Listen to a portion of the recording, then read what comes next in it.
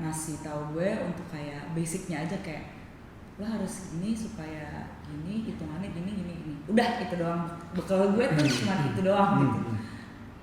Gue kayak campurin itu, tapi gue lebih banyak kayak lebih bergerak dari sifat-sifat penari gitu, yang kayak penari tuh nggak mau ribet, penari tuh maunya yang murah meriah, yang kayak gitu-gitu. Gue kayak, tapi menurut gue somehow ya gue berhasil karena hampir semua penari udah pernah kesini, alhamdulillah kayak gitu. Ya itu yang berhasil gitu. Tapi kan dari segi perputaran uangnya kok gue agak kayak gitu kan. Jadi emang kayak maksudnya selama ini ya gue juga masih berusaha menarik orang-orang yang kayak itu masih menjadi target gue gitu. Tapi ya lama-lama kayak nggak bisa lah itu mulu gitu ya. Lo harus berkembang lah dari segi bisnisnya juga, dari sisi komunitas udah lumayan. Maksudnya kayak ya gue sekarang alhamdulillah penari di Jakarta mungkin cuman sekian persen yang belum pernah kesini kayak gitu. Ya alhamdulillah udah banyak banget yang main kesini, yang support Zouk dan segala macam gitu. Tapi kan yang dari sisi lainnya itu sisi lain apa? Ya dari bisnis dan perputaran uang itu yang harus kayak yuk gitu, kayak lo kayak juga udah harus mulai mikirin deh gitu. Saya bukannya gue nggak mikirin sih dari dulu gitu, tapi ya yang pertama menjadi prioritas kayak gimana nih biar orang bisa tahu Zouk dulu, bisa langganan di sini, bisa top of mind-nya Zouk dan segala macam kayak gitu. Ya sekarang gue udah harus lebih mendisiplinkan goal yang lain itu dari sisi bisnisnya kayak gitu. Apalagi dengan adanya MRT Cipete di depan Zouk. Iya. Dan lu adalah 2 dari toko yang masih buka. Iya. Karena katanya di bawah udah tutup. Alasannya apa? Salah satu apa nih? Iya, alasannya apa? Salah satunya banyak hantunya. Gue sih di sini alhamdulillah, apa mungkin di sini karena ramai terus kali ya? Iya benar. Jadi harusnya bisa menarik lebih banyak orang, bahkan yang non dancer seperti gue kan juga buktinya bisa kemari gitu. Apa yang menurut lu bisa lu lakuin lagi sih buat Zouk? Ada nggak di kepala lu? Sebenarnya ada beberapa poin yang Zouk nggak punya, yaitu kayak lobby atau ruang tunggu gitu. Sebenarnya itu sih, dan space yang lebih besar kayak gitu. Karena sebenarnya kalau studio kita bandingin studio nari gitu ya, basicnya sama ya formatnya, kayak lantai, kaca, speaker, udah gitu kan. Tapi apa yang bikin penari lebih milih studio lo daripada studio lain kayak gitu? Ya fasilitas tambahannya kayak gitu. Nah sebenarnya kayak nomor 1 tuh itu gitu, kayak lobby ini tuh menurut gue kalau udah rame nih kelas, itu udah angkot banget tuh di luar gitu, kayak sebenarnya itu sih gitu. Dan space gitu. Makanya kayak ya either kalau misalnya di sini bisa digedein pengen, tapi kalau misalnya gue harus memindahkan Zouk ke tempat lain pun gue nggak masalah gitu, karena bisnis bukan hati kayak gitu. Kayak kalau hati gue udah kayak graffiti gue nggak bisa bawa ini gitu, kayak gue udah sedih. Ini aja dari masih belum jadi gue udah gini, kalau gue harus pindah gue bisa bawa tembok ini nggak ya gitu, karena kayak ya ini gue sayang banget sama tembok ini gitu, kayak ini yang bikin orang tuh kayak inget Zouk dan tahu Zouk dan segala macam kayak gitu. Tapi ya bisnis is bisnis kayak gitu, kayak gue udah harus benar-benar memiliki mindset itu sih untuk gue bisa jalanin Zouk terus gitu ya, untuk Zouk untuk memiliki umur yang panjang gitu. Tapi ya tentu hati gue akan selalu gue taruh gitu, gue nggak akan mungkin switch ke kayak cuan gitu. Gue sama sekali nggak pengen juga jadi itu hal yang seperti itu gitu. Tapi gue pengen lebih bisa menyeimbangkan yang tadi gitu, kayak mari gue di sini tapi my business mind is still here, pengen bisanya tuh seimbang gitu. Gue nggak pengen ada yang lebih rendah lebih tinggi kayak gitu sih yang menjadi goal gue itu. ultimate-nya Zouk kayak apa sih menurut kah? Ultimate apanya nih? Iya, appearance-nya, terus semangatnya bakal jadi kayak apa? Apakah benar-benar jadi rumah dalam arti tiba-tiba Zouk Academy atau Oh iya, iya. Zouk Airbnb? Iya, Seru maksudnya kan Iya. kita nggak pernah ada wisma khusus pelaku seni kan? Iya, di LA ada tuh home for dancers atau apa gitu. Iya ada. kan? Ah. Sebenarnya dance studio tuh bukan mimpi terbesar kali ya. Kayak it's not my ultimate goal gitu. Kayak punya dance studio gitu. Ini tuh sebenarnya gue bikin ini kayak harapannya menjadi bridging ke apa yang pengen gue bikin di hari tua gue gitu. Mungkin karena ya dari tadi gue kayak ngomongnya second home untuk remaja-remaja dan segala macam. Karena menurut gue fase remaja gue tuh adalah fase gue yang kayak paling kayak gak punya pegangan gitu loh, kayak gue mencari-cari home away from home kayak gitu ya, kayak gue mencari banget tempat safe place gue gitu. Gue pengen banget bikin youth center gitu. Jadi kayak kalau misalnya tanya Zouk tuh kayak gimana sih sebenarnya, appearance-nya kayak ya sudah jelas graffiti gitu, masih kayak associate banget dengan hip hop culture kayak gitu. Gue pengen ya semoga gue dan ngomong ini menjadi doa ya, masa gue share ini gitu, kayak gue pengen bikin youth center yang basisnya tuh hip hop culture kayak gitu. Jadi sebenarnya bukan nari doang, tapi kayak youth center yang isinya tuh kayak hal-hal yang bercabang hip hop gitu, kayak basket atau streetball, terus nari, of course ada nari gitu, graffiti, terus musik, terus skate, kayak gitu. Gue kayak pengen bikin youth center yang lebih daripada nari doang gitu sebenarnya. Tapi ya karena ini yang bisa gue lakukan sekarang, ya gue lakukan ini dulu gitu, dengan harapan Zouk itu akan membesar jadi seperti itu gitu. Pengennya, amin. Ya kayak gitu. Ya itu sih tetap nggak jauh-jauh Zouk itu ya brandingnya hip hop. Kenapa? Karena gue suka. Karena gue suka aja gitu sama hip hop culture dari kecil gitu. Gue adalah mungkin sedikit dari cewek yang denger rap, yang suka, yang kayak kalau ditanya kayak genre yang lo suka apa gitu, rap. Ini rapnya tuh beneran rap beneran? Rap, ya?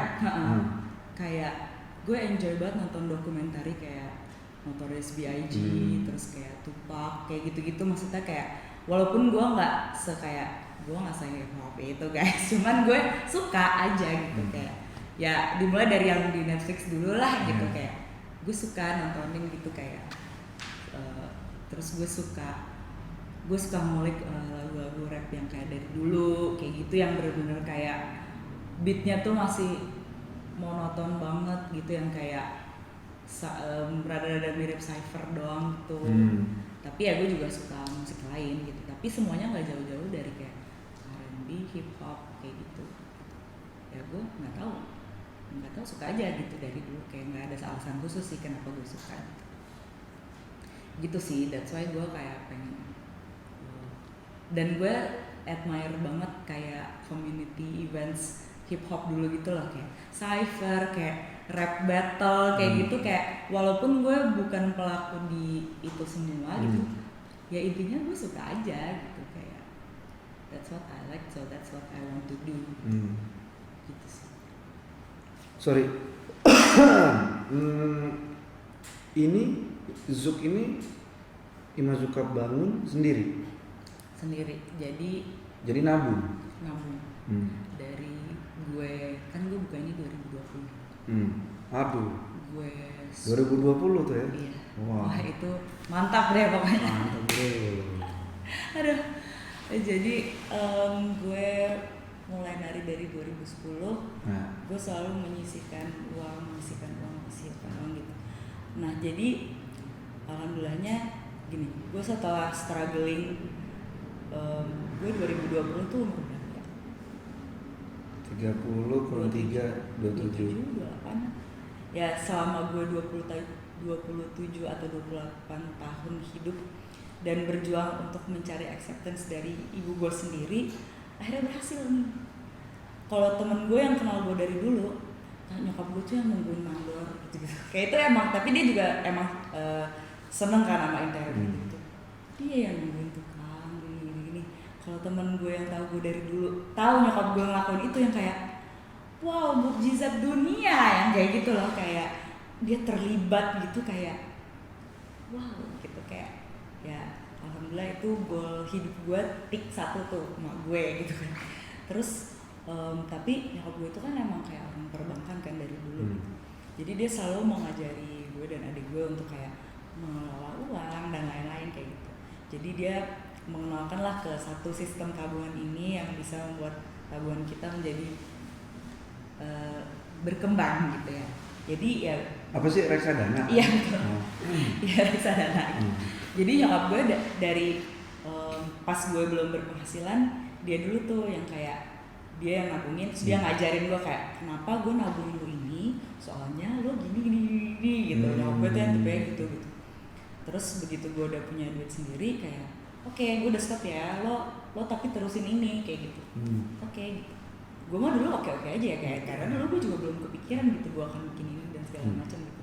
Tapi kayak wow ternyata itu membantu aku gitu, kayak gue build ini pure out of that money gitu. Setelah gue berbelas-belas tahun nari yang sebenarnya mungkin kalau orang bilangnya kayak yang nggak seberapa itu kayak iya benar kok nggak seberapa kok gue nabungnya gitu. Tapi setelah sekian lama ya gue bisa bikin ini kayak gitu.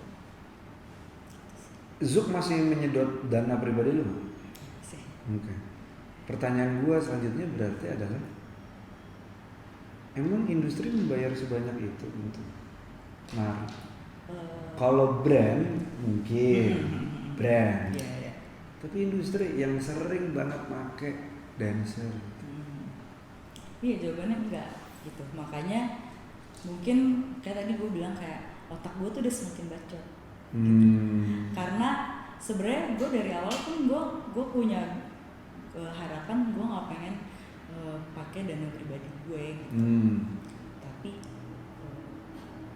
ya gimana gitu kan. Apalagi gue buka tuh pas pandemi kan 2020 banget. Yang kayak wah tahun pertama sih kayak Gimana?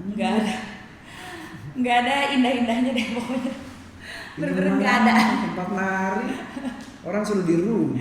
Iya, gue sih jujur aja kayak nggak ada indah-indahnya sih tahun pertama gue ngejalanin ini gitu. Tapi lu sempet ini kan online kelas juga kan? Iya. Jadi sempet online kelas doang. Ya itu udah puter otak sih kayak ya masa gue mau diem aja gitu kan. Sempet online terus sempat udah hybrid pas udah mulai mendingan. Terus balik lagi full online lagi, udah kayak gitulah gitu. Ya sekolah gitu masa-masa gelap. Terus ya karena gue tahun-tahun pertama gitu yang kayak ya semoga gue nggak salah sih kayak every business pasti beberapa tahun pertama justru itu yang kayak umumnya yang paling susah gitu kan. Ya kalau terjadi apa-apa di tahun kesekian ya mungkin itu lebih ke nasib atau kayak ya pasti ada triggernya gitu kan. Tapi umumnya kayak tahun-tahun pertama kan pasti menjadi tahun-tahun memulai gitu kan. Jadi kayak gue tuh mulai aja, gue selalu bilang, orang-orang kan selalu bilang kayak gila lo keren banget bisa buka pas pandemi. Enggak gue gak keren, gue tuh apes. Gue bilang gitu kayak apes gue tuh tertata rapi gitu loh. Kayak seakan-akan keapesan itu sudah di plan baik dengan semesta gitu kayak. Tapi ya karena gue baru mulai jadi hati gue penuh kayak gejolak yang kayak harus bisa buktiin kalau lo bisa bangkit bla bla bla yang kayak gitu kayak. Tapi ya mungkin kalau insya Allah misalnya gue udah mencapai titik gue kayak lancar gitu dan udah menjadi template yang sehat gitu ya mungkin masa-masa itu gue akan bersyukur banget sih gue melalui itu gitu. Karena gue sebagai pebisnis rookie gue langsung dikasih tantangan yang kayak gitu. Sementara gue yakin decision gue banyak yang salah gitu, tapi gue berhasil melewati itu tuh mungkin itu menjadi pelajaran yang kayak nggak mungkin gue dapetin lagi gitu kan. Karena tadinya gue tuh mau main aman banget, gue cuman kayak pengen punya studio kosong yang kayak cuman nggak jelas, yang penting orang bisa latihan gitu demi mendapatkan uang yang lebih banyak untuk mencapai goal besar gue gitu. Tapi kayak misalnya banyak masukan juga dari orang-orang sekitar gue kayak, ya lo harus branding lah, branding lo harus kuat lah, gini. Ya juga sih, maksud gue kayak kalau gue mau branding gue kayak biasa aja, gue nggak punya tembok ini yang kayak sedemikian catchy-nya kayak gitu, yang kayak gue bisa aja cuma putih lantai udah gitu kan. Maksudnya kayak terus gue juga nggak perlu beli speaker yang kayak gimana banget, gue nggak perlu kayak pasang locker atau ya maksudnya gue bisa lebih menghemat lah kayak gitu.